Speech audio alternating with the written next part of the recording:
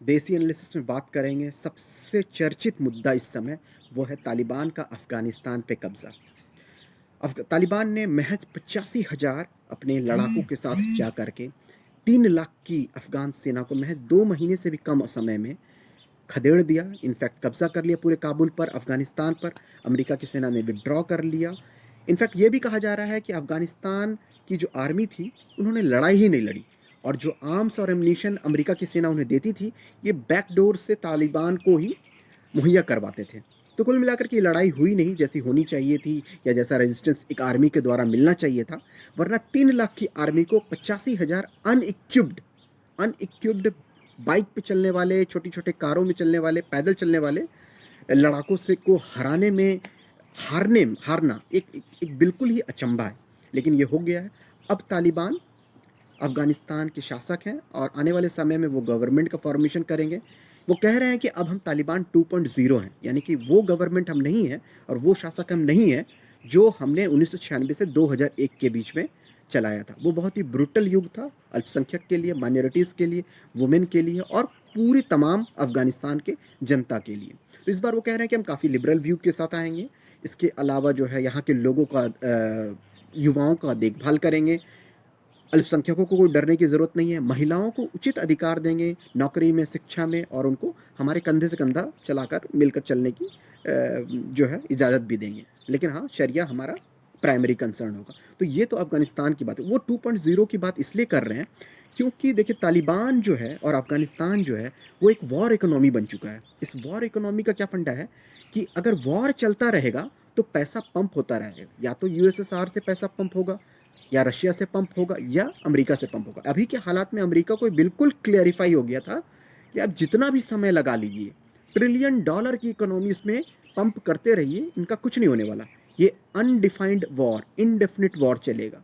इसलिए बिडेन ने यह फैसला किया कि पैसों को बचाया जाए, जहाँ से $1 के बेनिफिट नहीं है वहाँ से आर्मी को वापस बुला लिया जाए। और यही हुआ भी। अचानक से उन्होंने विड्रॉ किया। अभी हालात क्या है, और यही हालात हुए थे यूएसएसआर के साथ भी। वो भी पैसा पंप किए जा रहे थे, कोई फ़ायदा नहीं हो रहा था। ऐसा नहीं है कि आर्मी उनकी ज़्यादा नुकसान हुई।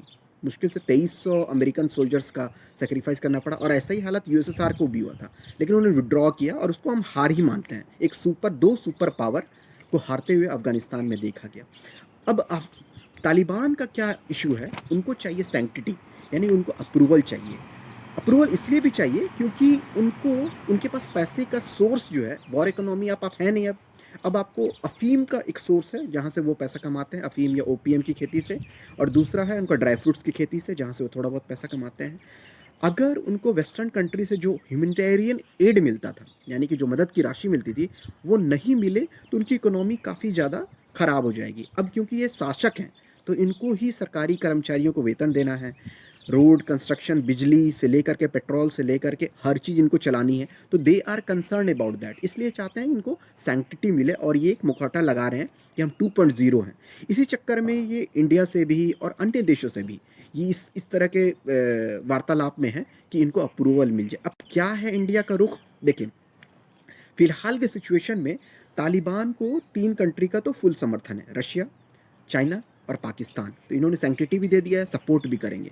अब बचा अमेरिका। अमेरिका अभी भी ये सोच नहीं पा रहा है कि ऐसे तबके को सपोर्ट किया जाए जिसने उसको विड्रॉ करने पे मजबूर किया है, और जो फिलहाल रशिया के साथ है। तो शायद अमेरिका उसको समर्थन ना दे। लेकिन ये बात याद रखिएगा कि उनका विड्रॉल, कई लेवल के टॉक्स कतर में, दोहा में तालिबान के साथ वो बैठ के कर चुके हैं, और कुछ ना कुछ उनकी सहमति बनी है। तो क्या उस सहमति के आधार पर उनको अप्रूवल मिलेगा? क्योंकि अगर अमेरिका का अप्रूवल इनको मिल जाएगा, इनकी सरकार को, तो इनको इकोनॉमिकली सैंक्शन जो है नहीं किया जाएगा, और कई ह्यूमैनिटेरियन एड यूरोप से और अमेरिका से इनको मिलेगा। यूरोप के कई देश जैसे जर्मनी वगैरह ने साफ मना कर दिया कि हम कोई हेल्प नहीं करेंगे।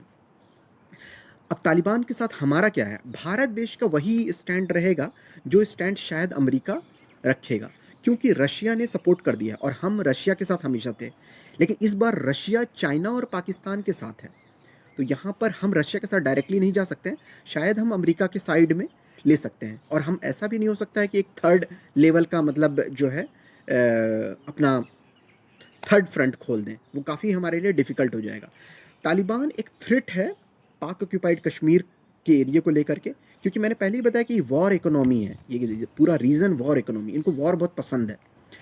उनको मतलब नहीं है कि इंडस्ट्रियल ग्रोथ हो रहा है कि नहीं, पॉवर्टी कम हो रहा है कि नहीं, और गरीबी कम हो रही है कि नहीं, और लोगों को जो है अच्छा खाना मिल रहा है कि नहीं, लिविंग स्टैंडर्ड। इनको मतलब है कि they want to keep the war running. तो ये इनका है। पाकिस्तान की जो फॉरेन पॉलिसी है वो बिल्कुल सक्सेसफुल है। अब उनके पास दो कंट्री है, एक तो अफगानिस्तान और दूसरा पाकिस्तान। जितने भी तालिबान के टॉप लीडर हैं, अगर उनका बैकग्राउंड देखिएगा, वो कहीं ना कहीं पाकिस्तान के किसी न किसी मस्जिद के इमाम रहे हुए हैं, या फिर उनके किसी जेल में बंद थे, और अचानक से अब अफगानिस्तान में जाकर के वो लीडरशिप संभाल रहे हैं।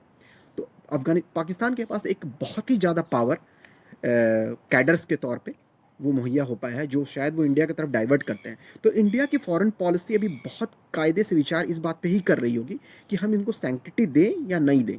अगर हम नहीं देते हैं तो डायरेक्टली है कि ठीक है, अब हम आपको नहीं देते हैं तो we are in a kind of enemy state की तरह हम उसको ट्रीट करेंगे। अगर हम उनको देते हैं तो शायद फिर उनसे बात ये भी हो सकती है कि आप पीओके या फिर इस तरह से भारत के किसी भी अफेयर में या इंडिया पाकिस्तान के अफेयर में आप किसी भी तरह से इंटरफेयर नहीं करेंगे। आप अपनी कंट्री को चलाइए, और जैसा आपको जीना है वैसा जिए, और हम अपनी अपनी कंट्री और अपने रीजन को लेकर के हमारे साथ जो एस्केलेशन है वो हम देख लें।